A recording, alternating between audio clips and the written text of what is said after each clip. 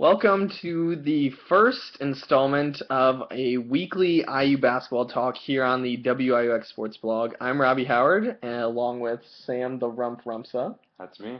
Both here from the Tall Trio. Our show is Monday nights, 6 to 7 p.m. on WIUX 99.1 FM. But we're going to be talking about IU basketball. This will be a weekly thing, like I said, for us. Rump and I will give our thoughts on the team and previous games and do some preview of upcoming games. Of course, IU basketball did get its first win of the season. First official game last Thursday. Friday against Bryant. Friday against Bryant. My days get confused. Friday against Bryant, obviously a huge challenge for IU. They only won by 43. Only a 43-point victory, 97-54. 1-0 on the season now. I think most people expected that to happen. 43, I think that's about right. I said if they only won by 20 that it was going to be a little bit of a disappointment just because you're playing Bryant. You would hope that IU, the number one team in the country, could come out and do a little better than a 20-point victory, and obviously they did, winning by 43. Yeah, and they had 6 in double figures, too. That was something that was really interesting from that game and really just showed the balance that IU has. Jumped on Bryant early. Bryant came back a little bit. I believe led 15-14 around. And that was their only lead of the game. Right. And then IU went on a huge run, outscored by 20 in the first half, 23 in the second half, onto a 97-54 victory. But a lot of positives from this game, and really this game just showed how balanced this IU team is and how deep they are. And what stuck out to you the most, Rump? The play of Yogi Ferrell. I was very impressed with Yogi. He had 10 points, 7 assists, and 5 rebounds. We could see him have a triple-double this year, even though he's less than 6 foot tall. So, his play, his court vision, the passes that he had down to Zeller and Sheehy for dunks, and just his unbelievable court vision. He found Jordan Hulse for a couple open threes. He was really impressive, but he was just one of 6 players in double figures and one of only 6 players that, one player that was really impressive, but that's who really stood out to me. What about you? Yogi, of course, also named Big Ten Freshman of the Week just today, so that's exciting for him. The first of many honors. Of course, last year the joke was was anyone besides Cody Zeller ever going to win it in the Big Ten? Right. Of course, that guy named Trey Burke came along, and he did a few things to steal the award away from Cody a few times, but I think Yogi, he'll win it a lot this year also. He's got some rough competition. Glenn Robinson III at Michigan, Mitch McGarry at Michigan. Gary Harris, Adam Woodbury. There's a lot of good freshmen. There's a lot of good freshmen, but Yogi, I think, is going to impress a lot of people. Yeah. I said in my blog for the website, I originally said that Gary Harris would win Freshman of the Year.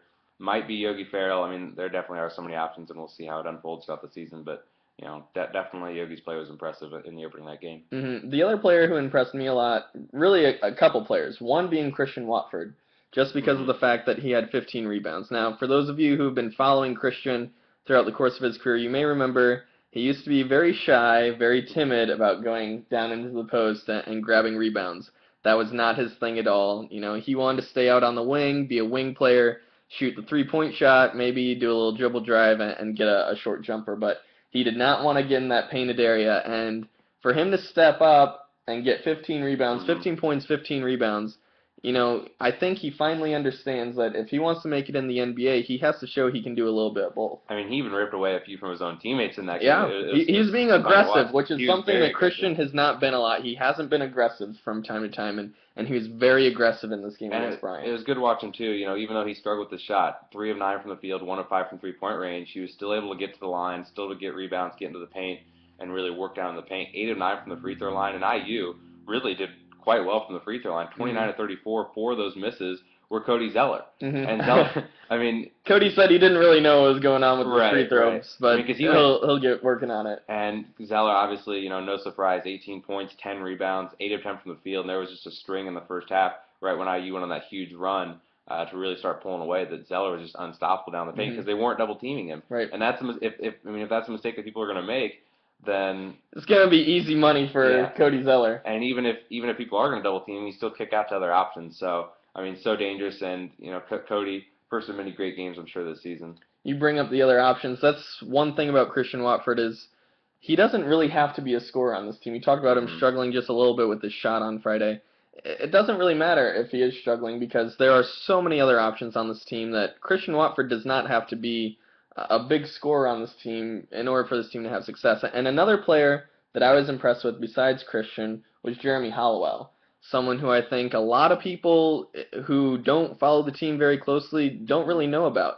Jeremy Hollowell, a very, very talented freshman out of Indianapolis, just like Yogi, out of Lawrence Central, but he's got sort of the same build as Christian Watford. Right. Really the same mentality, I think, as Christian Watford, but to me, he's much more athletic. I think he can do a lot more with the ball in his hands than Watford can. Yeah, he had 12 points in this game. A lot of them came late in the game.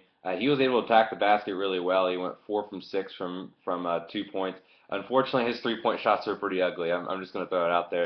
But he had a few bricks. that could just be some freshman jitters. Yeah. Jeremy's a very good shooter. Yeah, he is a good shooter. Really looking forward to what he can contribute. I mean, he only played 17 minutes in this one, and really looking forward to what he can contribute throughout the rest of the season. And something big going forward for Jeremy will be with these suspensions of Hanner Mosquera-Perea and Peter Jerkin, 6'8" and 7 foot respectively.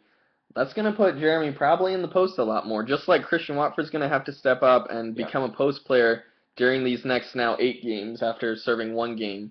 8 games going forward, including either Georgetown or UCLA and then North Carolina.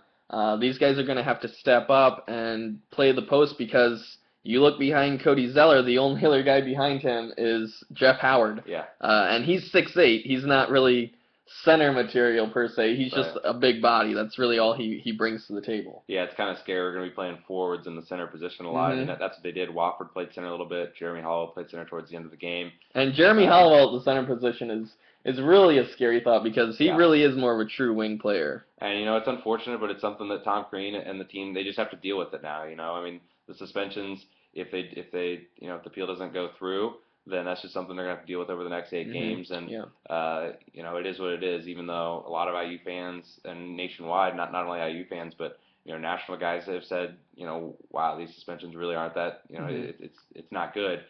$185 20 years ago for bumper stickers, it's kind of funny.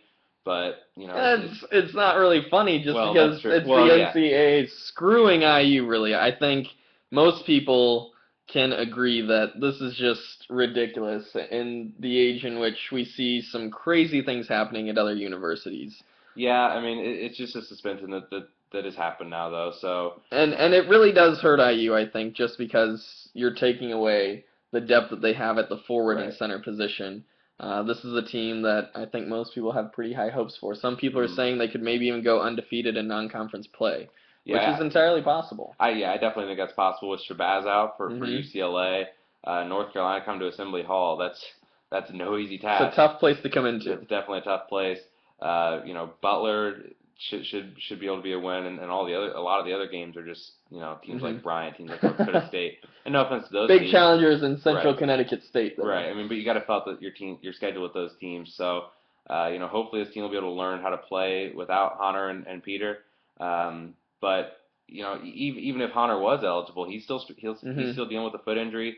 Jerkin still, I mean, his hands are still pretty. He still struggles getting the ball in the post. He's still rough around the edges. Yeah, definitely. So, hopefully this 8-game suspension will be able to get guys like Wofford and Hollowell more accustomed to playing in the post, and hopefully it's all right going into Big Ten play.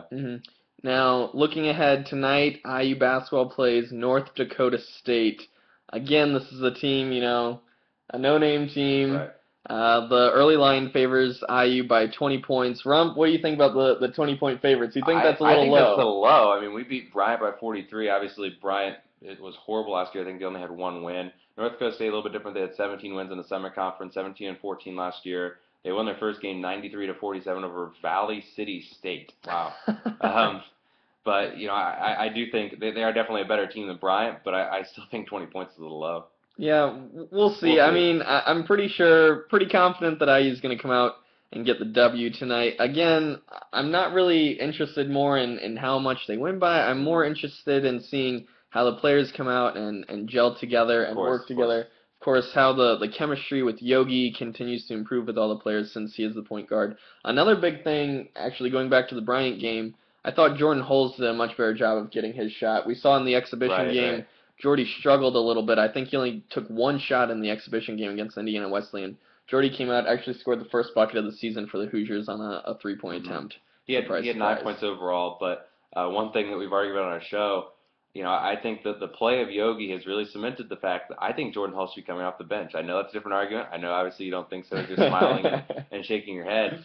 I think Jordan Hall is better served for this team coming off the bench, and obviously he's a sharpshooter. And just because he comes off the bench, that doesn't mean that he's not the leader of this team. He's not, he's not the senior leader. He is, and he's been through so much at IU. But I think he is better served coming off the bench. Obviously, IU and Coach Tom Crean, who will be here till 2020 at least, that was announced for the game. We'll get to that a little bit. I think Jordan Halls is just better served coming off the bench, but they'll match it up. It'll be based on matchups. When you got two bigger guards, you're probably not going to see both of them. But tonight wouldn't surprise me to go with the same lineup of. I think this is the lineup that we're going to see consistently, just because Wilshere, he is perfectly fine with coming off the bench. He likes being that sixth man. Nickname that I heard Chronic Hoosier giving Wilshere, he is Sub-Zero because he wears the number 0 and he's the first sub off the bench. So Sub-Zero, maybe that'll catch on. We'll see. I like it. I think it works for him, and that's really a good role. Every team, I think, sort of has to have that guy to come off the bench and give a lot of energy. I'm not really sure Jordy could do that. I don't think he brings the same sort of energy and really defensive intensity that Will brings. That's true. He doesn't bring the defensive intensity. He's definitely not as good of a defender. Not a good defender as Yogi.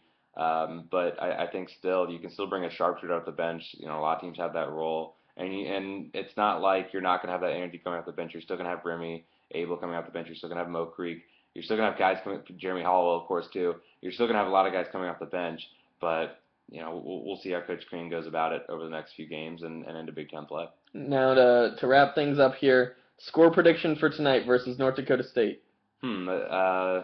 I'm going to go 87-55. I'll go 92-66. All right, so I said 87-55. You said 92-66. I'll write these down. We'll see who's right. All right, we'll check back in next week here on the weekly IU basketball podcast here with Robby and Rump. Thanks for tuning in.